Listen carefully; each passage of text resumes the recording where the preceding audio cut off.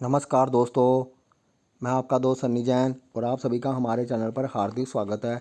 Video शुरू करने से पहले आप सभी से गुजारिश है, कृपया हमारे चैनल को सब्सक्राइब अवश्य कीजिए और वीडियो को लाइक अवश्य कीजिए। दोस्तों, आज का विषय शुरू करते हैं। आज का विषय है जन्म कुंडली में हम ये कैसे देखें कि संतान होगी या नहीं होगी। आज इस विषय को केपी एस्ट्रोलॉजी के माध्यम से हम यहाँ पर बताने का प्रयास करेंगे। केपी में किस प्रकार से देखते हैं कि हमें चाइल्ड होगा या नहीं होगा, होगा तो कब होगा। ये सब बातें हम केपी एस्ट्रोलॉजी के माध्यम से आपको यहाँ पर बताने का प्रयास करेंगे, क्योंकि संतान का विचार करने के लिए केपी एस्ट्रोलॉजी के कुछ अलग नियम हैं। उन सभी बातों पर हम यहाँ पर चर्चा करेंगे। ये एक डिटेल में आपके सामने प्रस्तुत कर रहा हूँ। ये एक स्त्री की जन्म कुंडली है, एक फीमेल का चार्ट है जिसका जन्म 29 मई 1985 को हुआ है।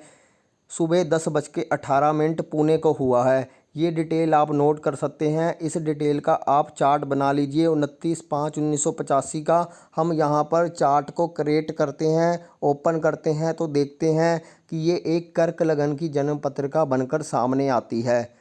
दोस्तों, केपी एस्ट्रोलॉजी में हम संतान का जो विचार करेंगे, हम यहाँ पर पंचम भाव से संतान का विचार नहीं करेंगे। हम केपी एस्ट्रोलॉजी के माध्यम से 5वें घर के उप नक्षत्र स्वामी से इसका विचार करेंगे। वहाँ से हम प्रॉमिस लेंगे कि संतान होगी या नहीं होगी।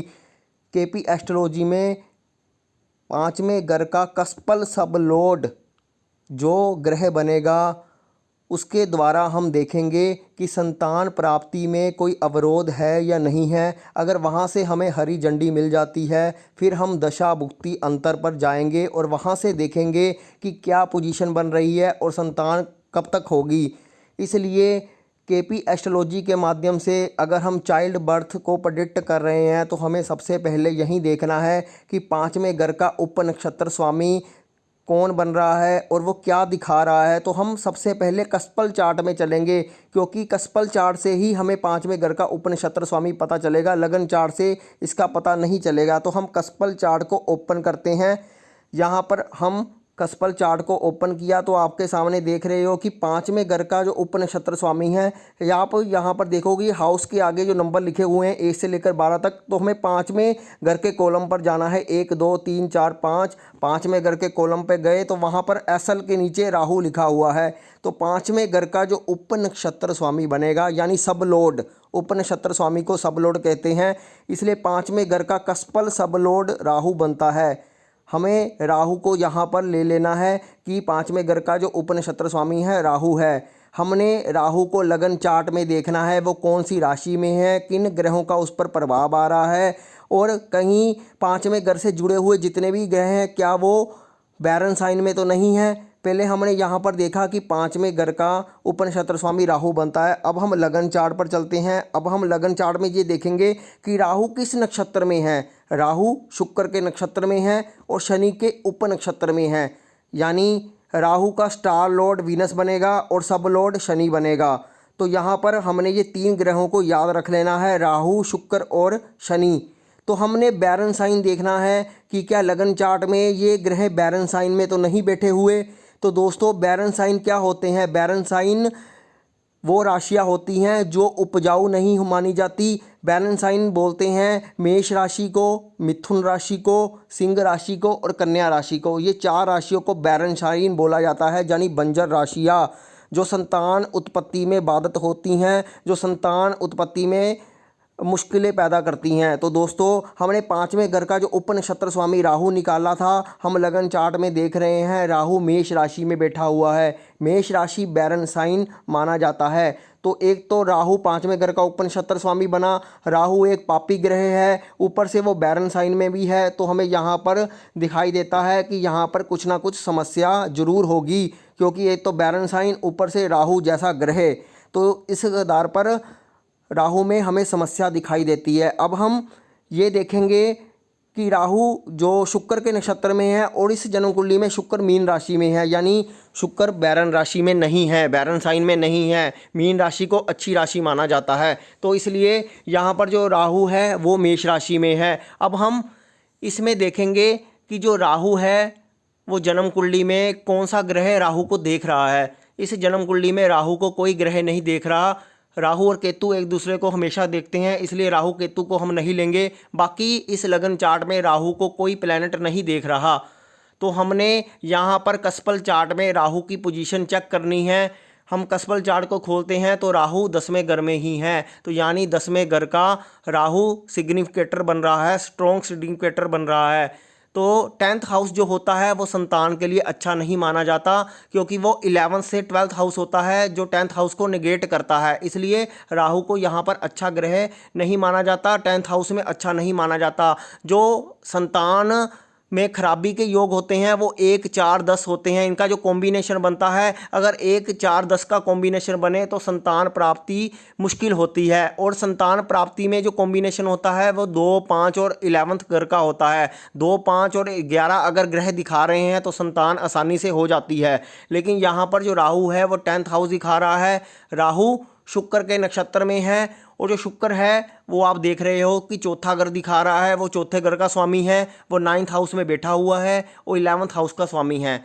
यानी 4th हाउस जो शुक्र दिखा रहा है वो भी अच्छा नहीं है, क्योंकि वो 5वें से 12वां घर आता है, 5वें घर को निगलेक्ट करता है। और 11वां घर जो आ रहा है वो अच्छा घर माना जाता है, क्योंकि हमें एक घर 11वां घर यहाँ पर मिल गया। लेकिन 9वें घर को हम न्यूट्रल लेंगे, तो यहाँ पर शुक्र ठीक ठाक बता रहा है। अब हम फाइनल रूप से देखेंगे कि राहु का जो उप नक्षत्र स्वामी शनि है वो ही रिजल्ट देगा।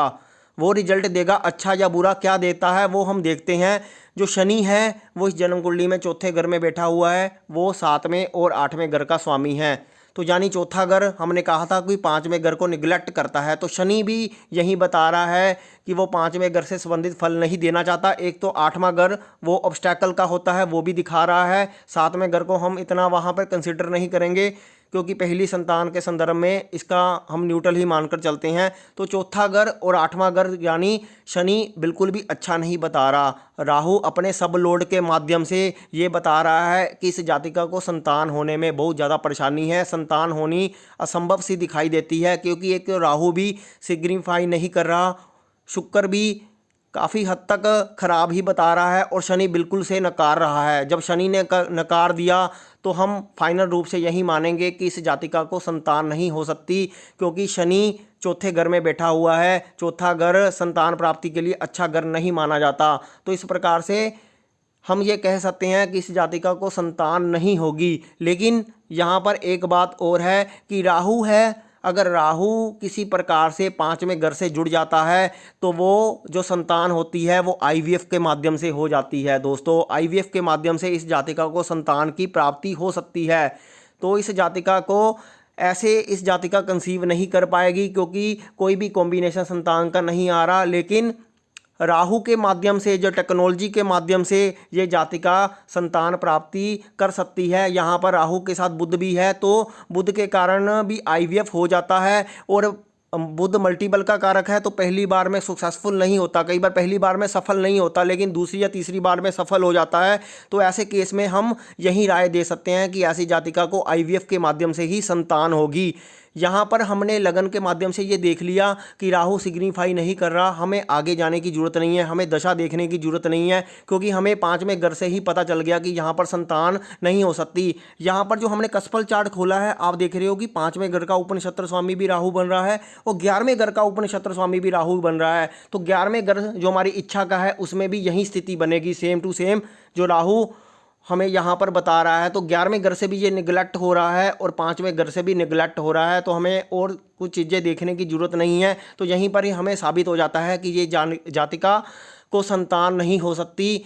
इस जातिका को सिर्फ आईवीएफ के माध्यम से संतान हो सकती है, अगर या फिर इस जातिका को अडॉप्ट ही करना पड़ेगा। लेकिन ऐसे संतान होनी असंभव सी दिखाई देती है, क्योंकि राहु, शुक्र और शनि बिल्कुल भी संतान प्राप्ति में सहयोग नहीं दे रहे हैं। तो इस जन्म कुंडली में मैंने यही बताने की आपको कोशिश की है कि संतान प्राप्ति के लिए हमें 5वें घर के उप नक्षत्र स्वामी को देखना जरूरी है कि वो कौन कौन से घरों को संबोधित कर रहा है, कौन कौन से घरों को दिखा रहा है। तो राहु ने 10th हाउस दिखा दिया, शुक्र ने भी 4th हाउस दिखा दिया, और शनि ने तो 4 और 8 दिखाकर पूरी तरह से ही पानी फेर दिया इस जातिका की उम्मीदों पर। तो यहाँ पर दिखा रहे हैं कि हम शनि ने सब लोड लेवल पर मना कर दिया।